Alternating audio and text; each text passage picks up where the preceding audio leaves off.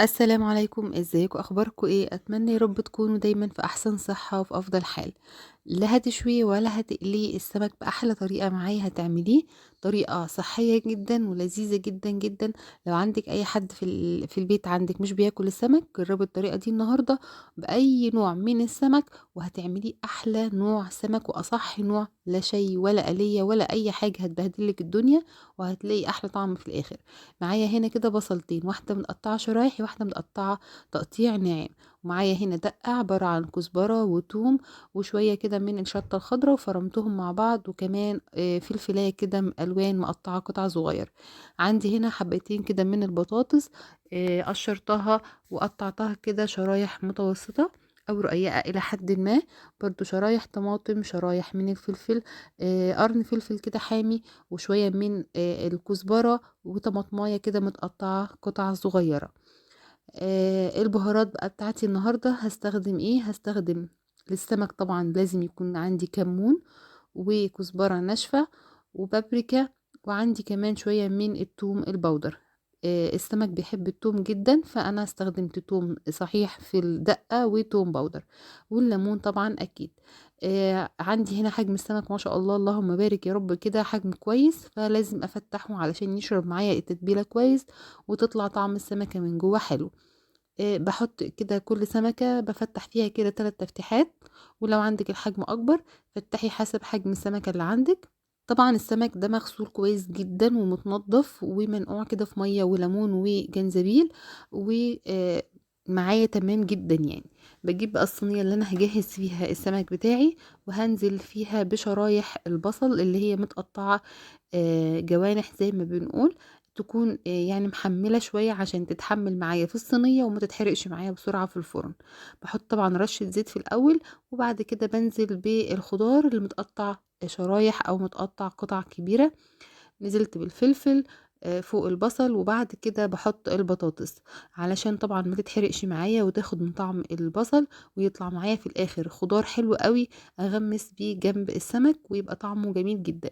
فكرة ان احنا ناكل سمك او خضار بطعم السمك فكرة يعني مش كتير مننا ممكن ما يستظرفهاش، بس صدقوني لما هتجربوها هتحبوها قوي قوي. التوابل بتاعتي كده حطيت منها شوية على الخضار، وبعدين رصيت بقى بقية الخضروات بتاعتي. طبعا دي حسب الرغبة، ممكن تكتري او تقللي حسب ما انت عايزة. ببدأ اخد بقى السمك بتاعي وابدأ احشيه بالدقة بتاعتي اللي انا عاملاها. الدقة دي زي ما قلت لكم عبارة عن كزبرة خضرة مع فلفل اخضر حامي مع توم مع ليمون مع كمون، وفرمتهم كلهم في الكبة. بتطلع معايا بالشكل ده كده. بحشي بيها بقى السمكة من جوه، وبحشي كمان الفتحات اللي احنا عاملينها في السمكة من بره، بحيث ان كل السمكة تتشرب معايا الطعم الحلو اللي احنا حاطينه في الدقة، وتطلع معايا طعمها حلو جدا. ببدأ بقى احشي السمك بتاعي كله بالشكل ده كده، واحطه فوق الخضار اللي احنا مجهزينه مع بعض. تمام. صدقوني الصينية دي طعمها حلو جدا، الفكرة حلوة قوي قوي. ما تخافوش ان انتوا تجربوا ان انتوا تحطوا السمك على الخضار، بالعكس طعمه حلو قوي قوي قوي بجد. صحي جدا الناس اللي بتعمل دايت او بتعمل ريجيم، او عايز تحافظ على اكلها صحي بدون مثلا سمك مقلي. تقدري تستخدمي الوصفة دي سهلة جدا وبسيطة وطعمها حلو وصحية جدا بدون أي زيوت أو أي حاجة. وكمان لو انتي مثلا خايفة تعملي سمك مشوي وتبهدلي الدنيا يعني في البيت وكده، الطريقة دي بديل حلو جدا للسمك المشوي، وبديل حلو جدا للسمك المقلي، طعمها أحلى كمان بكتير. اتمنى الوصفه بتاعت النهارده تكون عجبتكم. لو انتي لسه بتشوفيني لاول مره واول مره بتشوفي وصفاتي، اتمنى ما تنسيش الاشتراك وتفعيل الجرس علشان تتابعي بقيه وصفاتنا الجديده.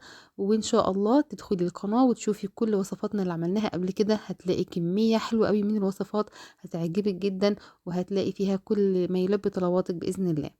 انا هنا خلصت كمية السمك بتاعتي، هبدأ بقى اخد الخضار المتقطع قطع صغيرة بالشكل ده، وبحطها على وش السمك، وبحط كمان قرن الفلفل الحامي على الوش كده بحيث انه يدي طعم وريحة حلوة في الصينية، وكمان يتحمر معايا في الاخر. خلصت كل كمية السمك، حطوا كمان البصل بقى والفلفل الالوان والطماطم المقطعة صغير، كل الخضار اللي عندي. وفي الاخر بحط عليه عصرة الليمونة على وش السمك بعد ما نخلص خالص كل حاجة. تمام بالشكل ده كده. نص فنجان كده من المية عشان تسوية البطاطس، لان البطاطس طبعا محتاجة مية للتسوية، والمية اللي تنزل من الخضار مش هتكون كافية عليها. ده شكل الصينية بتاعتنا، شكلها روعة وريحتها حلوة جدا والوانها تفتح النفس.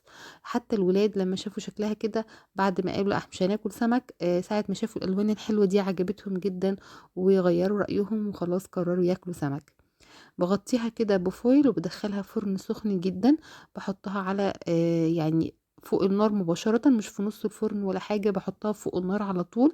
أنا مش عايزة السمك بتاعي يتسلق، أنا عايزاه يتشوي معايا على طول. أخد حوالي ربع ساعة على أعلى نار، على النار مباشرةً. وبعد كده فتحت عليه الشواية كمان ربع ساعة وهو في الفرن من تحت، يعني في قاع الفرن من تحت، فتحت كمان الشواية. أخد بقى اللون الجميل اللي انتوا شايفينه ده، وشكله حلو جدا وريحته كانت روعة وقلب الدنيا. بجد صحي جدا، طريقة حلوة جدا، طعمها حلو زي ما قلتلك. تقدري تعمليها بكل أنواع السمك، ماكريل، سردين، بولتي، بوري. أنا عاملاها النهاردة بقاروص. أي نوع يمشي معاكِ، بتقدّميها طبعًا مع رز بالشعرية وبتقدّمي جنبها الخضار بتاعها، بيبقى طبق متكامل وتحفة جدًا. أتمنى الوصفة النهارده تكون عجبتكم، وما تنسوش اللايك وتعليق حلو منكم. سلام.